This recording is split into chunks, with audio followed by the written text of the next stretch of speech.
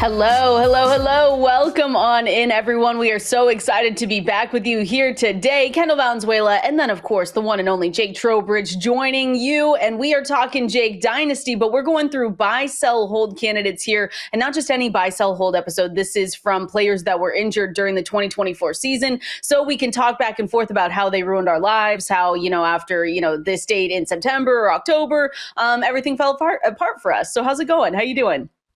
I mean, great. I'll let you in a little secret. I've been playing a lot of Operation leading up to this episode just so I can be prepared to play doctor on this show. So hopefully It works out.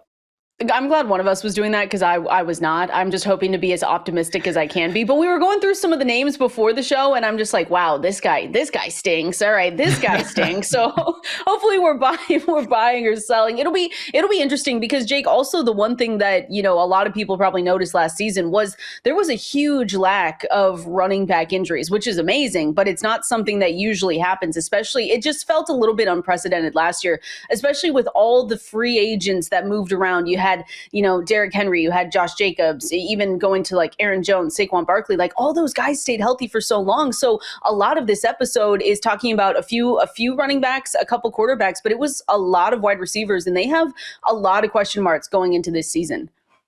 Yeah, we got lucky a little bit from the running back perspective. Still some guys, obviously, that we were sad to see get injured. It does feel like we're tempting fate with next season, and fingers crossed that we can keep this going. I certainly don't want to will any additional injuries into the ether, but I think, hopefully the wide receiver injuries especially are behind us for the most part.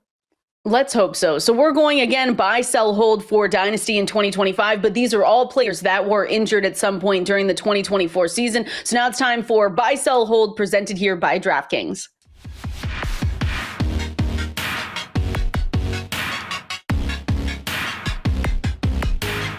All right, buy, sell, hold going into 2025 for Dynasty. And again, as you all know, these are all players that were injured last season. And we have to start, Jake. I mean, this is like a little bit of news mixed in with this buy, sell, hold segment because we've got J.K. Dobbins in a brand new landing spot with the Denver Broncos. They agreed to a one-year deal here. I know he was meeting with them sometime last week. It looks like the deal is for, again, 1 year, $2.75 million, could rise to over $5 million with incentives. Okay, so J.K. Dobbins is 26 years old, and I don't know if this is a social experiment or if people are genuinely freaking out that J.K. Dobbins is now with the Denver Broncos. They're like, sell all your R.J. Harvey shares. This is just not going to work. So I guess the first question for you is, because of this move, are you buying, selling, or holding J.K. Dobbins, and how do you like this landing spot for him? This is the opportunity you've been waiting for if you've been rostering J.K. Dobbins in Dynasty to sell J.K. Dobbins in Dynasty. This is the moment where you get to shine. You get to send out whatever outrageous offers that you want because it seems like people out there are certainly willing to pay it. I don't personally get it myself. I understand what he looked like last year in the limited action that we saw him because he had yet another injury on his long list of injuries. And that was the Chargers. And that was kind of to be expected because of how that team operates and how the offense operates. I'm not sold for Denver here. What I see a lot of comparisons to is the Alvin Kamara and Mark Ingram backfields. That's what people have been saying to me. I don't see that. I'm seeing more of like a Latavius Murray kind of situation for J.K. Dobbins. Usable. Not going to say that he shouldn't be on anybody's roster and shouldn't find his way into any lineups, but he's, to me, more of a flex play than he is this like fringe RB1. Have you seen the fringe RB1 takes out there? Because there are plenty. Yes, Jake. That's why I'm saying I don't know if it's a social experiment or if I'm getting pranked because I'm looking around like, am I supposed to take the bait? Is this just, is this engagement farming? Is this Peter Overzet on Twitter just trying to get people to comment and reply and all that? But I'm with you. And I think there's something with J.K. Dobbins where it is his injuries for me. I look at him and I say, okay, yeah, 26 years old. That's great. He's coming off one of his, if not the best season that he's had so far, like you said, with Los Angeles. And he had 1,058 scrimmage yards, 9 touchdowns, 191 more or less fantasy points. But like you said, 13 games, 11 starts. So I look at the Denver Broncos and I say, okay, it's always good to add a good player. And I think with NFL terms, J.K. Dobbins is a good player for them. And you have to look at it, and this is how I look at RJ Harvey, it never helps to add anyone. For RJ Harvey, for Jaleel McLaughlin, for Audric Estime, it always is going to hurt a little bit. But for me, I look at this situation and I think to myself, well, if people are really out on RJ Harvey and they're saying, oh, well, he's not going to get a bulk of the carries, he's not going to be as involved now in the passing game. Now's the time for me in fantasy football. If people are believing that, I'm going to buy the dip on RJ Harvey. I understand the situation, and I understand that, yeah, it's probably going to be a little bit more split than we thought, but the injury history with J.K. Dobbins, it freaks me out a little bit. So I'm with you on selling him in Dynasty, because there are going to be people, Jake, in your Dynasty leagues that think this is his time. This is great. He's with Sean Payton. He's in an ascending offense that's going to continue to get better and better each year, but I'm not on board with it. So I'm selling and hopefully getting a really good price. And if I'm looking at RJ Harvey in any situation, whether it's Dynasty or redraft, I'm going to buy the dip on RJ Harvey as well.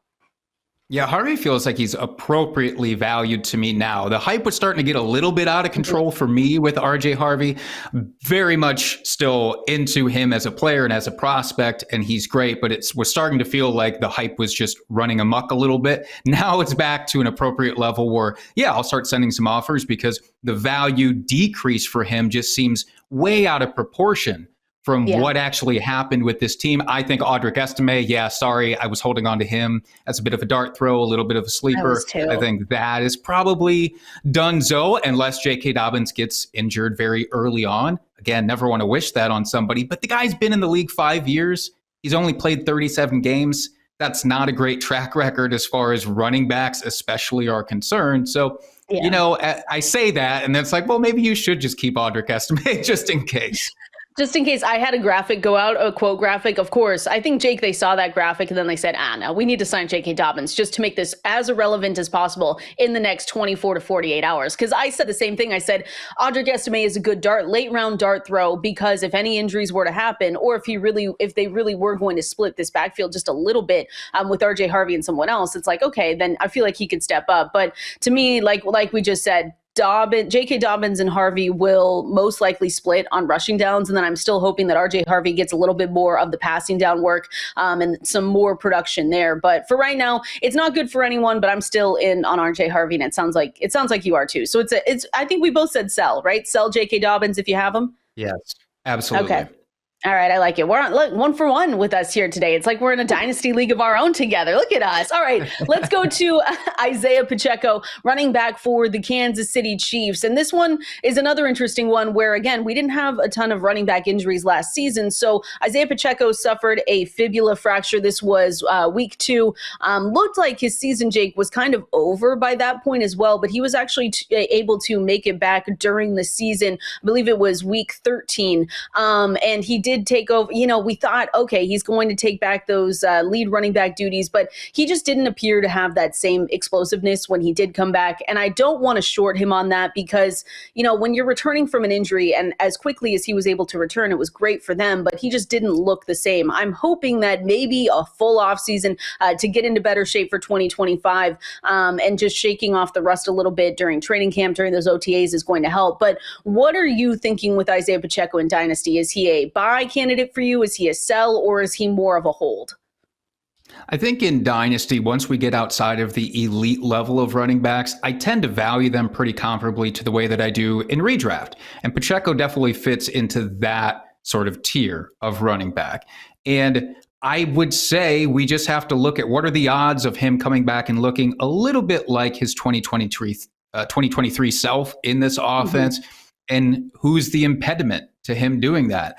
I would say it's probably not going to be Elijah Mitchell. No disrespect to him, but all the way back in 2021 is when Mitchell, who was added as a free agent, was relevant. And then he's been dealing with his own litany of injuries. Sprained his MCL in week 1 of 2022, straight to IR. And he comes back. He rushed back like Pacheco did last year and then went back to IR. And he's just been racking all these injuries up. Rashard Smith, the rookie, I like him fine. He could probably be a very respectable pass catcher in this offense and take over if Pacheco were to go down. Kareem Hunt, I'm going to say no. He had a 4-game stretch that was pretty respectable when Pacheco was out initially last year, then really lost speed as the season went on. He's going to be on the wrong side of 30. I think Pacheco has decent odds, all to say that's a hold for me. I'm not going out of my Okay. way to get him on my roster, but I think like if you play the odds, yeah, this guy could be pretty solid, a low-end RB2 if he's able to stay healthy. I think I'm on the same page as you. I originally had him as a sell, and it's really, there's going to be a lot of caveats in this episode, but it's all that to say, if you have a dynasty manager in your league that is really desperate for running back production, and they're looking at Isiah Pacheco and they're saying, this is the guy that I need to help me get over the hump, and you're able to sell him kind of at a better price. I like that idea. If you're not, though, if they're looking and they're saying they're taking advantage of the fact that he was, out last season, didn't look like himself when he was able to come back, then I say, I'm with you, Jake. I say hold. Like, let's just hold. Let's just see what it is, because while he doesn't have a ton of value when it comes to, where he was drafted, you do look down the depth chart, like you just said, and you say, all right, there's not a lot here. So you're just kind of hoping that during this offseason, like I said, during OTAs, during training camp, he's able to get back up to speed, and he's still in this offense that looks a little bit better. I mean, weeks 13 through 17, Jake, though, it was bad. And that's still just him coming back from injury, but he averaged 3.57 yards per carry. And it was just, it wasn't great, but there's always a chance that you can, like I said, go back up to speed after having these few months off and being able to get back there. And there's just not really anyone that I look down, like you said, at the depth chart and I say, I'm worried that this guy is going to overtake his job. Kendall, would it give you any boost to his value if I were to tell you that he's packed on some really good weight this offseason, and dare I say, might even be in the best shape of his life? Huh? Yes. If you give me a best shape of his life tweet, I'm going to be like, buy all of Isiah Pacheco. No, I'm just kidding. But he's still a hold, right? I'm worried about his value if you are trying to sell him. Like, I feel like his price right now, you honestly, and we make fun of it, Jake, but you might as well wait for the training camp hype videos of Isiah Pacheco, right? And just say, look, he looks good. He's back up to speed. They're saying that he's on track. Nothing in the rehab has held him back. Like, I feel like we're in a gray area in the middle of June where people are trying to, now's the time to say, give me these guys for cheap. But once we get into July and all the hype starts coming, I feel like you can get a little bit of a better price for him. That's all I'm thinking there. Absolutely. Wait for the hype. It'll come. Wait for the hype videos. Between you and I and the hype videos, like we're gonna let you know who's getting hyped up, best shape of his life, packed on. That's the funniest one, Jake. In my opinion, when they're like, oh, he like added a ton of good weight. You're like, what does that mean though? What did you see Marvin Harrison Jr.'s picture the other day? I was just like, what? I love it. Listen, if it works out, it works out. But I just always think that that's the funniest part of some of these camp videos coming out. All right, that was We all want the DK Metcalf photo, the pose photo with the giant abs. That's what we're waiting on. It's just like that he's like, I eat candy every day, and you're like, what do we do? Anyway, we'll get it. Maybe we should do a whole show on that. But that was the Dynasty Buy Sell Hold here, presented by DraftKings.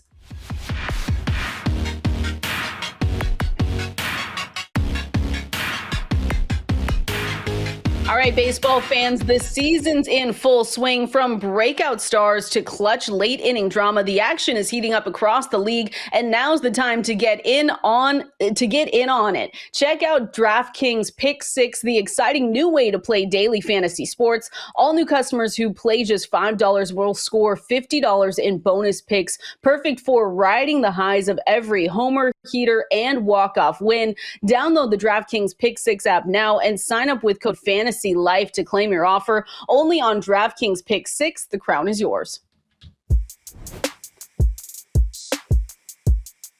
Continuing on through the Dynasty Buy, Sell, Hold. These are all players that were injured during the 2024 season. Should we be looking to add them to our Dynasty squad? Should we be selling right now while we have a little bit more leverage? Trevor Lawrence here, Jake, is probably one that I see people just split right down. You're either like, I'm back in on Trevor Lawrence. He's got a brand new new head coach, former offensive coordinator Liam Cohen for the Tampa Bay Buccaneers. He's got good weapons. And then there's the other side that says he's never, been someone that has lived up to those, first pick, talents that we're supposed to expect him to have. So I'm curious with you. Last season, there was really a big question on whether he would have to have surgery on that AC joint. He, took the hit in week 13, set him back. He did undergo surgery in December. All that to say, they're telling us right now, Jake, that he is good to go, that he should be very good in training camp and should be good for week 1. Buy, sell, hold for Dynasty, Trevor Lawrence right now. Well, you mentioned that everybody's split on this guy. So would it surprise you at all if I was to say I'm going to play both sides of this so that I can come I out on respect top? it. Because I I do respect think it. that Trevor Lawrence is a hold, and there probably needs to be some caveat or some discussion about one quarterback versus superflex dynasty formats. In a one QB format, like I only really care about the elite of the elite guys. Give me the top tier guys, or everybody else, you're replaceable or at least streamable. With Superflex formats, I look at Trevor Lawrence as a pretty firm hold for me, because I think that you mentioned Liam Cohen, who was the offensive coordinator for the Bucs, now joining the Jags. That's funny because I think of Trevor Lawrence and Baker Mayfield as almost the same quarterback. The difference Yeah. being Baker Mayfield had Cohen last year, had an outrageously high touchdown percent. He was second in the league just behind Lamar Jackson. We shouldn't expect that to be a sticky thing year over year, especially losing his offensive coordinator. And now Trevor Lawrence gains that. And, he had 2 straight seasons of 4,000 passing yards before he got hurt last year. We have to give him a little bit of grace still. I know it's a long time removed, but the Urban Meyer debacle still has to give just a little bit of weight into how you value Trevor Lawrence, or at least it does for me. So I don't think he's ever going to be an amazing dynasty asset. But when you start getting Cam Ward and Michael Penix and guys like that above him or nipping at his heels, I don't understand that at all. It's probably the excitement of the unknown, but I would take Trevor Lawrence in that situation. So he's a hold. I'm with you. I'm closer actually to buy. I'm closer to buying Trevor Lawrence. Again, it all just depends on the price, and if if your league mates are just going to try and squeeze everything that they can out of this deal with Trevor Lawrence. But he hasn't, like I said, he hasn't lived up to those number one overall pick expectations. But I will say, 242, 251 passing yards per game in 2022, 2023. Here's the thing: we know it all came crashing down last season, and it was unfortunate. There were injuries, but I look at what you say, Jake, and you've got Brian Thomas Jr. over there. Now you have Travis Hunter as well, depending on if they are going to continue thinking that they're going to play him 50% of the time on offense. And I think that's a huge step up for him. And then the experience, the Urban Meyer experience, the experience that he's had his whole NFL career has kind of stunk when it comes to coaches and just people around him. So I'm really hoping, I don't want to put all my eggs in Liam Cohen's basket, because history has shown us that one of these guys, between Ben Johnson, some first-year head coach is probably going to fail. And so I don't necessarily want to put everything into the Liam Cohen basket and say that he's going to bring, Baker Mayfield success to Trevor Lawrence. But you're right. I mean, I think Dwayne even wrote it that he profiles similarly to Baker Mayfield, but in redraft leagues, he's going 4 or 5 rounds later. So for me, Trevor Lawrence at the right price, I'm willing to buy, especially if you're in a super flex format. If you're thinking I can get a not necessarily cheaper quarterback, but someone that maybe people are just completely out on, and say, hey, I'm willing to bet that he's 26 years old. He's never really had the boom season in the touchdown per attempt department. This could be the year. So I'm willing to buy, but then you have to be willing. It's kind of risky, Jake. You have to be willing also to just crash and burn. And maybe what Trevor Lawrence has shown us is the person that he is. Yeah, in Kendall, I definitely see the crash and burn potential because he's been put through the ringer with so many changeups, and so it's a good thing that Liam Cohen's coming over. But then it's also just another person and a new offense that he has to learn yet again.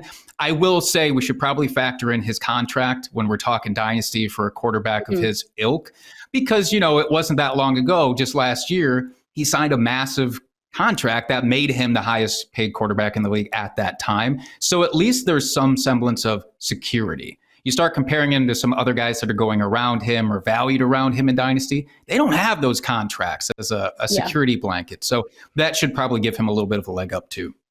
And that's a good call out, Jake, because for Dynasty, if you're willing to look 2 years ahead, maybe you say, okay, it's rocky first season with Liam Cohen, head coach, whatever. You have to kind of get acclimated and you have to get that chemistry and build everything. But second year, now we're really getting optimistic. But you could be one of those people in Dynasty where you just say, hey, year one, I'm okay with, maybe just the median projections that we have for him over at Fantasy Life. And even the median projections aren't awful, right? It's 17.6 fantasy points per game. That's not bad. The floor projection, 14.5. 2025. But if you buy him at a lower price and say, I'm willing to wait, if it really is a situation where we have to wait till the second year boom with a new head coach, I don't know. I'm still betting that maybe Trevor Lawrence could be that guy. So he's a buy for me right now with the right price.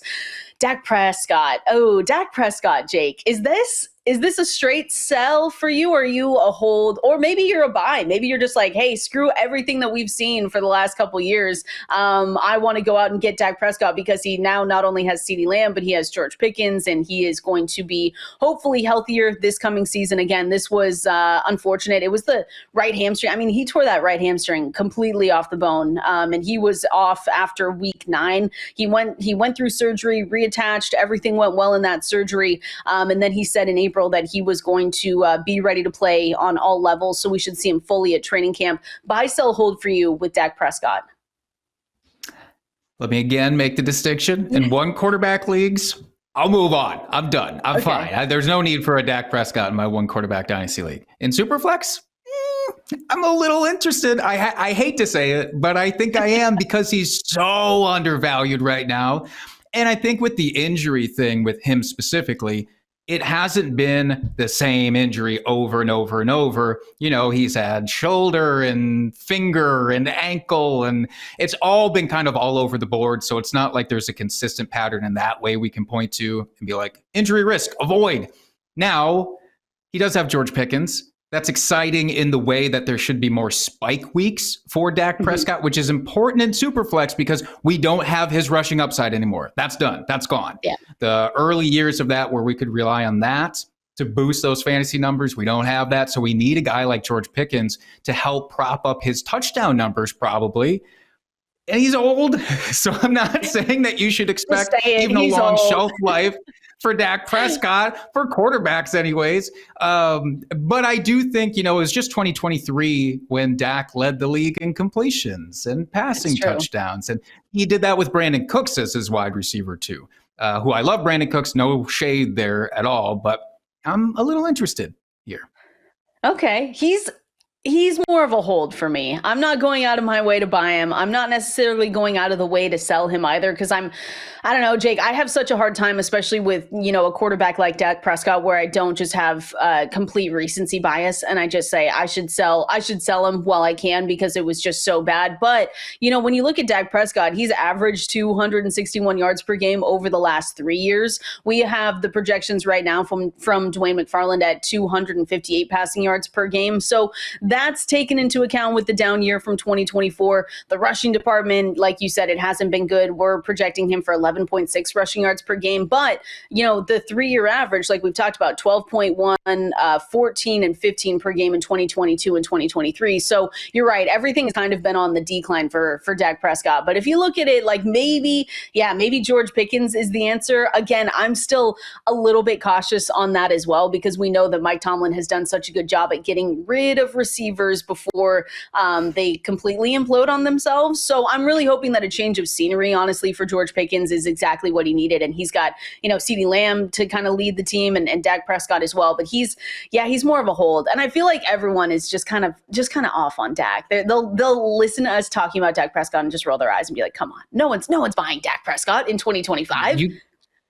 You go to formulate that trade offer right now. Open up your thing right now. Go make a trade offer and take a stopwatch and see how long it takes to actually click send on that trade offer because It's going to be a long time. Just, do I really want to do this? I get it, but I think I would if the price tag is fair. I understand. I understand it too, because it could be a gamble worth taking. Like like we just said, you got another wide receiver too, like an actual wide receiver too, and maybe that's what he's been missing. So send us those trades though. I do want to see it. Maybe I should look at the some of the databases and see what people have been trading Dak Prescott for, because I'm sure there's some probably wide ranges of what people are willing to send and trade for Dak Prescott. All right, we're going to continue on here, but first let's hear from our friends over at Bud Light. Hey, you're not actually allowed to drink in a beer commercial? Since when? You gotta wait till it's done. Oh, 5, 4, 3, 2, 1. Buy, sell, hold Dynasty edition from players that were injured, unfortunately, in 2024. Sorry for everyone, bringing up the past and just reminding you of how many of these key guys were injured last season. It sucks, Jake, and we've already mentioned that we've got a lot of wide receivers that we're going to start getting into now because it was just the year of the wide receiver injuries, and one of those was unfortunately Brandon Aiyuk. So he tore his right ACL and MCL last October. Surgery was delayed until November, which I guess is what I was doing all this reading about. It is often the case when you look at it. There's no clear return date, though. I just want to say that right at the beginning. We can hear all this good stuff, but it's been very clear from Shanahan that there is no clear date for return. They're hoping that his status is less of a question mark in the coming months. But Jake, we have to now talk about maybe Brandon Aiyuk not being ready for not only week 1, but maybe of the first couple games of the season. So I'm curious for you. He did get the 4-year, $120 million extension. We talked about contracts before with Trevor Lawrence. So he's got the extension coming off the injury. Buy, sell, hold for you with Brandon Aiyuk. I'm teetering very close to the sell on Brandon Aiyuk, okay. But I think I'm going to stick with a hold for right now because there's so much information missing, and because it doesn't seem like you're able to really get what you would want for a Brandon Aiyuk type. Which, by the way, to me, Brandon Aiyuk seems destined to be one of those receivers that is so much better for actual NFL gameplay than for fantasy. Even at his very best in 2023, he had a pretty massive season, at least for his standards, 1,300 yards, still just barely cracked into the top 15 wide receivers on a points per game basis. And a lot of that is just due to this offense. They spread the ball around so much. They have so many guys. Now, the thing this year that maybe you could take advantage of is, hey, all these guys are dealing with injuries. Christian McCaffrey, George Kittle seems perpetually injured, but he just guts it out and plays through it. Ricky Pearsall, hopefully good because he is a buy for me. But in general, I think you can maybe take advantage of just the curiousness of this offense in general. But I'm not going to do that. I think I'm going to try to let somebody else take advantage of that curiosity and move him off my roster, or if I can't get anything respectable for him, I'll see it out. The contract negotiation stuff always seems to pop up with this guy too. Maybe he finds a new home on a team that really needs an alpha receiver, and maybe he could be that for them. And you can see the 2024 numbers on the screen, or you could just look away, Jake, because they were that bad. I mean, it was pretty awful when you see just the wide receiver rankings in those 7 games, the targets, the target share. That's the other thing, too, with this 49ers offense. Like the target share, there are always so many mouths to feed. And we say that. George Kittle had an amazing season last year. Christian McCaffrey is coming back from his injury. But really, Jake, Christian McCaffrey, not only is he going to have the full offseason, but he really had the full season to start that rehab and start getting better.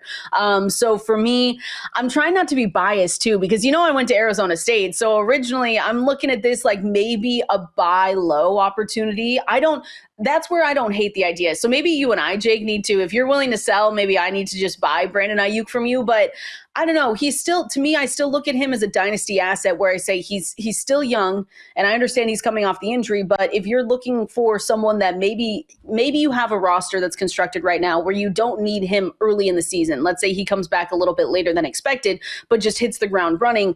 That interests me a little bit. But again, Jake, if you're buying, I'd want him at a low price. And some people who have him, who are managers of him, might not be willing to give me the price that he's at right now. I think he's like wide receiver 35, 34 price tag in some of these rankings. So if you can get him close to that price, I think it's a steal for me. And he's still young.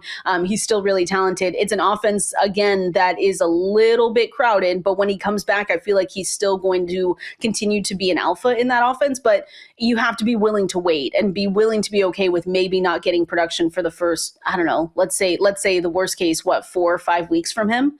But I'm kind of interested. Yeah, maybe it's kind of like a day trader situation, right? You're going to scoop him up now with the intention, you're going to turn around and trade him away later, but you're going to just let him sit on your roster and stew for a bit while he's out. And then once he comes back, hopefully you can get something for him. I think it's just because I went to ASU. I think I'm still holding out hope. You know, we don't get good stuff out of ASU. No offense to Eddie, like N'Keal Harry. I'm so sorry, but like I'm riding on the high of Brandon Aiyuk and Cam Scatteraboo. So like we really need something good to come out of this. So maybe take that with a grain of salt when I say bye Brandon Aiyuk. It's because of my ASU fandom. So I'll just throw that disclaimer out there. Chris Olave though is another one where Jake, I'm really curious to see what you think about him. Buy, sell, hold for Dynasty, because I'm split. I'm split either way. I could say, okay, he's got the concussions, and that's really what we're talking about from last season. When you look at Chris Olave, so unfortunate. 2 concussions last season. The second one occurred like 3 weeks after the first one. And eventually the team was doing so bad. The Saints were bad in 2024. And they just eventually shut him down and said, we don't need you to be out there because we're not winning anything anyways. So 4 concussions though, Jake, in 3 NFL seasons. The injury history seems hard to avoid when we're looking at this from a dynasty perspective. The other part of me is like, okay, the Derek Carr hospital balls should be gone, right? Like maybe that makes him a little bit better. He's still so young. He's still so talented. Where are you at? Buy, sell, hold with Chris Olave for the Saints? Reluctantly, I am selling Chris Olave. Concussions, they're just no joke. And it's such a different type of injury than anything else that we've been talking about thus far. You know, guys bounce back from injuries all the time. Yeah, there's a certain threshold where these hamstring and ACL injuries, you just say, nah, I'm moving on. But with concussions, it is literally just a case of it just takes one more and then it's done. And so, for these guys, I always just hope that never happens. And, if guys need to retire before that, all the better for them. But when you're evaluating them for Dynasty, it's way too tricky. And it is a situation where, you said it, it's been at least 1 concussion every year he's been in the NFL. Probably won't get better. Hopefully it's like a Brandon Cooks situation. He also had, that's the second Brandon Cooks mentioned this show, I just realized, but he had a bad record with concussions. And then, it wasn't an issue at a certain point. I'm not willing to take that chance, especially with Tyler Shuck. Yeah. Mm-hmm. Hopefully he throws a safer and more accurate ball than Derek Carr has been, especially recently, but I don't know that. And it might be a case where in redraft, I'm much more comfortable with Chris Olave. In redraft, he might even be undervalued. But in Dynasty, I'm selling.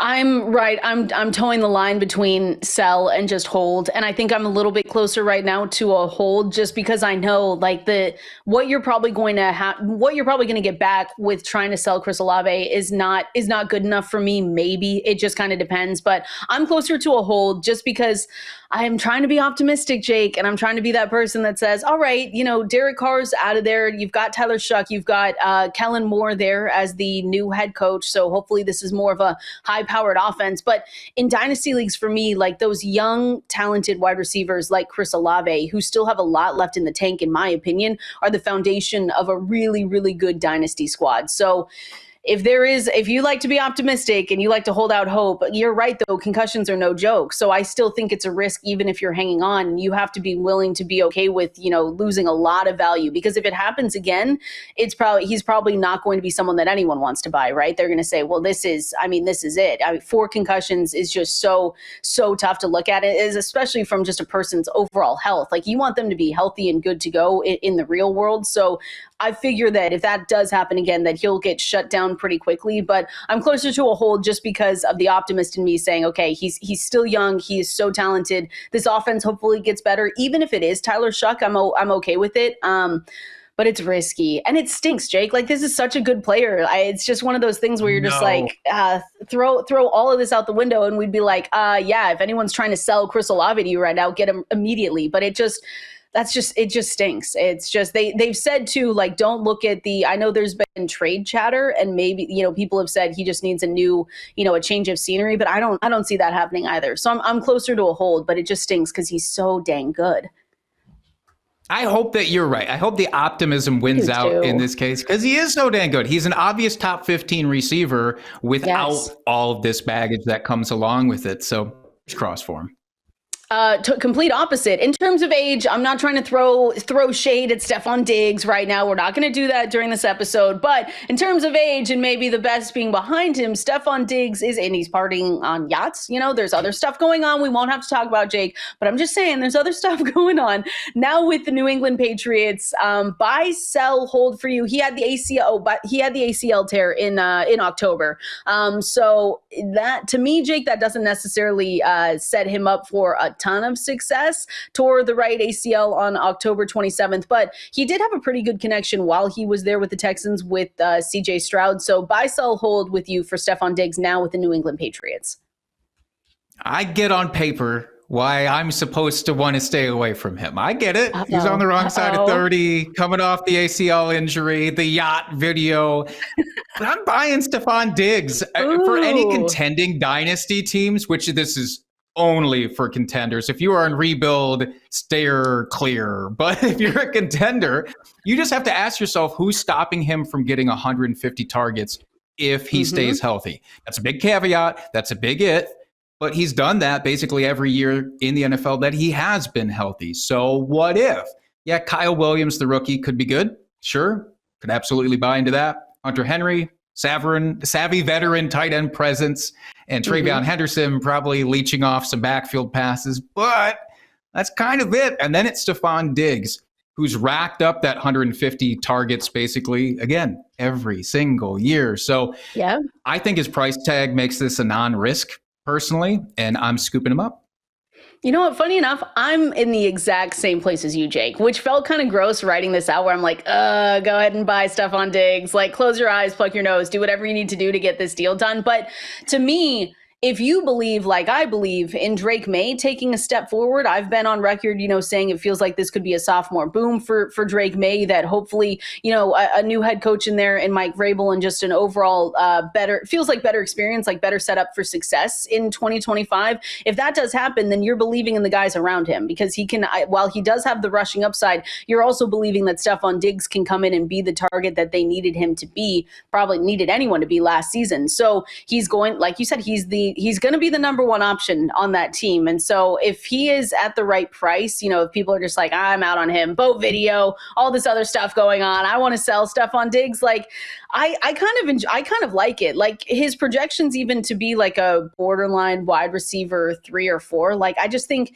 again, if you believe in Drake May taking the next step, you have to believe in the supporting cast around him also helping him step up. And so for me, I might be with you back in, but it feels gross. I cannot lie. It feels disgusting. Yeah. And look, if week 3 he comes out and he looks like a shell of himself, I'm sorry, okay? I'm sorry, and you can blame me for this, but just know that I am feeling the pain probably much more because I will have him on literally every roster that I can. Oh, no. It's one of those things. I'm going to monitor training camp because it's like weird vibes right now over for New England. They're like not really, he's at the podium, but it's just been, brushing off all the reporters. But shout out to Diggs because now he gets to deal with, New England Patriots media, which they're not going to let up on him. So I want to monitor not only just like that whole weird situation, just personal life situation, but also monitor and just make sure that he's good to go through training camp. I think that's the only other thing where we're talking about all these guys with injuries in 2024 and just making sure you kind of stay on top of watching the injury news, watching at least some of the hype camp videos that you have just to be sure that he's good to go. But I'm with you. I might be back with Stefon Diggs. Tyreek Hill is the other receiver that we definitely need to talk about here. I just straight up buy, sell, hold. Tyreek Hill was so weird last season, Jake, because you looked at him and then they came out and said, oh, well, he's got a ligament. He had a torn ligament in his wrist. And all of us looked around like, well, wait, for how long? What do you mean? Why did we not know about this all season? He played in all 17 games, though. So that's the weird part of this conversation is like we kind of knew that he had a wrist injury. To what extent we didn't really know, but he was able to play all 17 games. So you can see his stats on the screen with his whole time with the Dolphins. Buy, sell, hold for you with Tyreek Hill and Dynasty. Can I just put up a giant question mark and just be done Yes. with Tyreek. I don't know what to do with this man on my roster. So you look at those Same. numbers, comparing the 2022 to 2023 versus last year, it's just so wildly different. And I understand that we should be baking in a lot of Tua into this conversation. Like, hey, you look at 2024, Tua Tagovailoa and his own injury stuff also got worked into the batter here. It wasn't just Tyreek and his weird ligament thing. But again, Tyreek Hill very much on the wrong side of 30. I know I just said I didn't care about Stefon Diggs, but Tyreek Hill has legitimate competition. And that's a little bit more of what unnerves me with him. Like Jalen Waddle, I'm not saying that he's an alpha wide receiver one, but we've certainly seen him step up and can be at least a 1A. And so for Tyreek, it's like, well, if he's not going to be the 1A, but people are still treating him like he's the 1A, which seems to be the consensus right now, and I'm probably going to stay away, but watch him be able to put up top 10 numbers again this year if Tua stays healthy. I don't know. Exactly, Jake. I'm in the same, like, let's hold up the question mark. I also sidestepped this question of ours where I just said, I'd rather be buying, and it's pretty obvious, but I'd rather be buying Jalen Waddle than buying Tyreek Hill at this point. And I feel like while that is a sidestep, I feel like it kind of just goes to show, like, it's still Tyreek Hill. And that's where I have such a problem. Like you just said, it's still Tyreek Hill. Like, I do not think, when we've talked about some of these other wide receivers, I do not think the best is behind him. Like, I still do think he has something left in the tank and he's got something to prove, especially with how obvious it was that he was so disappointed with himself in the season last year. Like he even said it, like it was really bad. And I don't believe in Tua Tagovailoa. This, Super Bowl window is completely closed. So I was surprised that they didn't even, I thought that he was going to be traded, to be totally honest with you. And I was kind of holding out, not necessarily hope, but just hope that he landed on another good offense with a good quarterback. And we said, okay, now we're back in, but it's still Tyreek Hill. I'm probably holding at this point. If someone's willing to give me a haul for Tyreek Hill, I might be willing to also sell, but it's just my sidestep to the question, Jake, is like, I would rather buy Jalen Waddle at this point. I don't believe in Tua. I don't also believe that this offense will run the same way. It just feels like, Jake, they can't run it the same way as last year where they just funneled targets to Jonnu Smith and Achane. I mean, Achane's still going to be Achane and really good, but it was just such a weird season with Jonnu Smith's involvement that I was like, can they do that again? Is that going to happen? I mean, maybe. Honestly, Jonnu Smith was rumored to be traded at some point, and that never came to fruition either. Honestly, your trade point does make me maybe want to shift a little closer to sell for Tyreek, because is there a better opportunity for him out there if he were still to get traded? Maybe that's off the table for now, but it's not entirely off the table.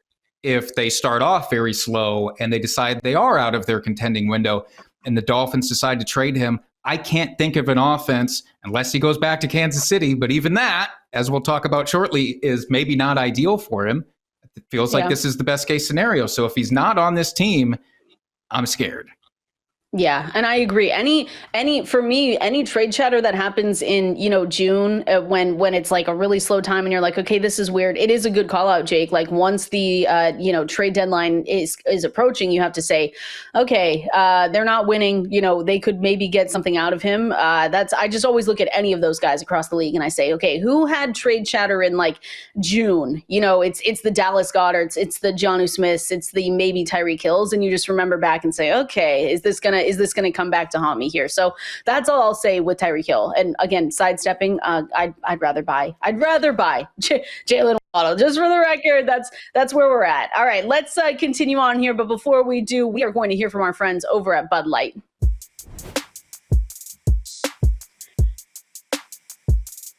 All right, fantasy football fans, sure, NFL season may be long over, but next season's action is already well underway. We're talking big trades, new signings, draft order shuffles, you name it. And all this preseason NFL action is easier to enjoy with the official beer of the NFL. So get Bud Light delivered today and enjoy every season projection, every player trade, every coaching change and draft pick with the clean, crisp taste of Bud Light, the official beer of the NFL. Stock up now for the offseason and enjoy Bud Light, easy to drink, easy to enjoy.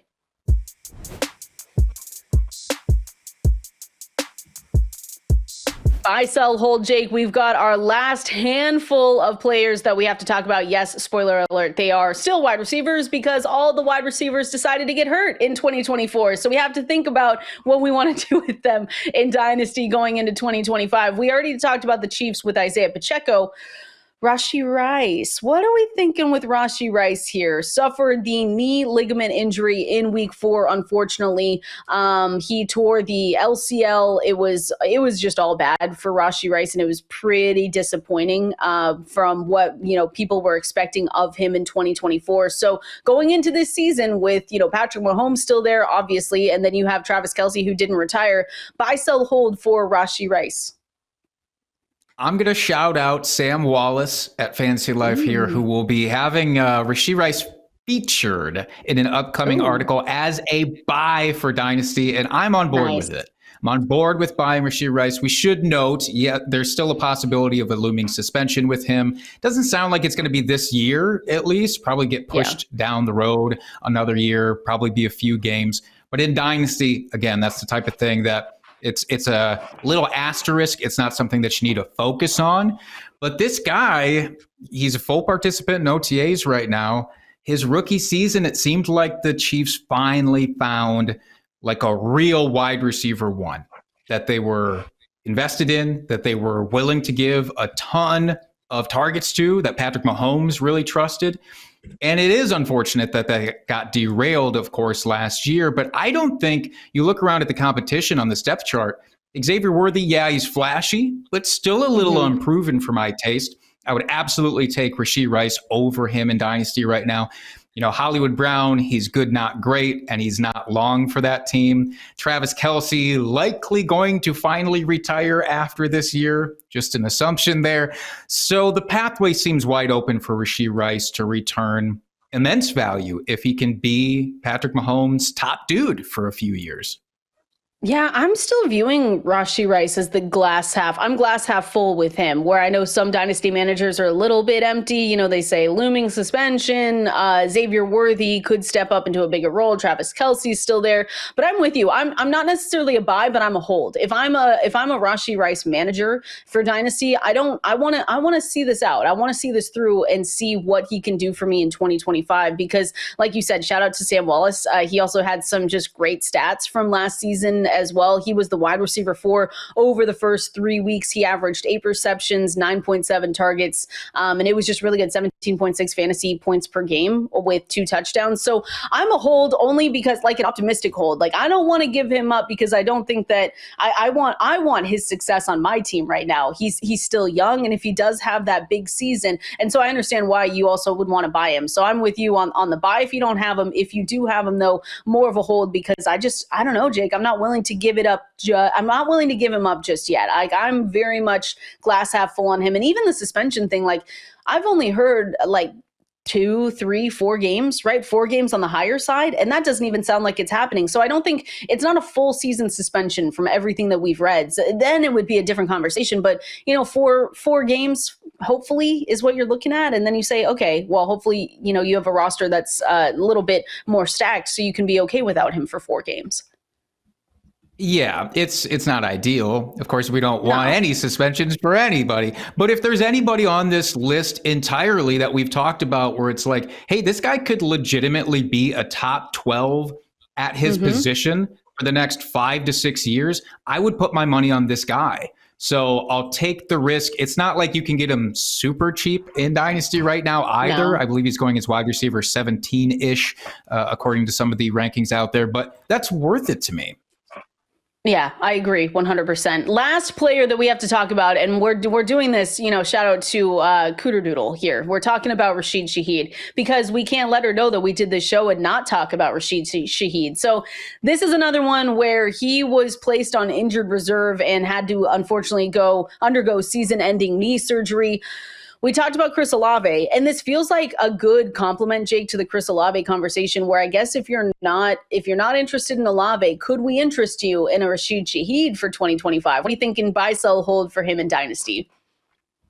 No offense whatsoever to Cooter Doodle, but I don't think I'm interested in keeping many of these skill position players from the Saints on my roster. I would be moving to sell Shaheed as well. And it's not because of him or his individual talent. Don't throw away those jerseys. Amanda, keep them. But I will say not having Derek Carr for him is, I think, more of a detriment than it is for Chris Olave.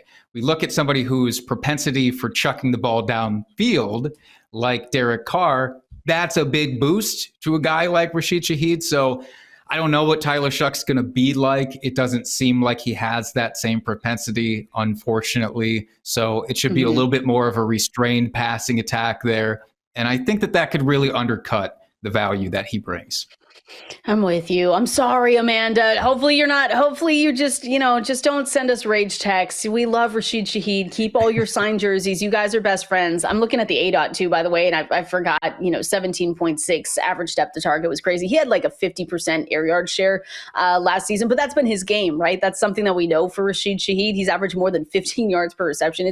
It's crazy, but I don't know, his dynasty price, I'm just not interested all the way around. Like I don't want to buy him. I don't necessarily want to hold because I agree with you. Like, I don't really know what this offense is going to look like. And there are other people, Jake, that might just look at the, new head coach situation and you say, oh, this offense is going to be better. There could be people that like Tyler Shuck and want a little bit of a cheap stack out there. So yeah, I'm not in either with Rashid Shaheed, even in a Kellen Moore offense. I'm just not there. I'm sorry, Amanda. Hey, you're talking to a guy who drafted Tyler Shuck in our startup, all right? So I have a little bit of cred here. I feel like I've got that to sort of insulate me from any of the attacks now that are launched my way after this. It stinks. I'm so, like Rashid Shaheed. He's gonna be like redraft though. Could be fun. Could be a fun guy. But I'm not willing to do it. I'm not willing to do it in Dynasty. Actually, best ball. That's what we can say, Jake, because best ball is just drafted and forget it. And then you don't have to remember that he's on your team. So if he's good, you reap the rewards. And then if he's not, you don't have to think about it ever again. So I like that one for sure. All right. That was our Dynasty buy, sell, hold, Jake. And we're still going, by the way, in our Dynasty startup draft. It feels like it's never going to end. Is that the point that we're at right now? It's just never going to end? We're never going to get out. I'm getting to the point though, Jake, where we're talking about guys and we texted in this chat. I said, who is that? What was that player's name? You said it reminded you of a hotel chain. I said, I don't even know who that is. I had to look up the depth chart. Thought it was fake. Jackery Hilton Inn Plaza, I think.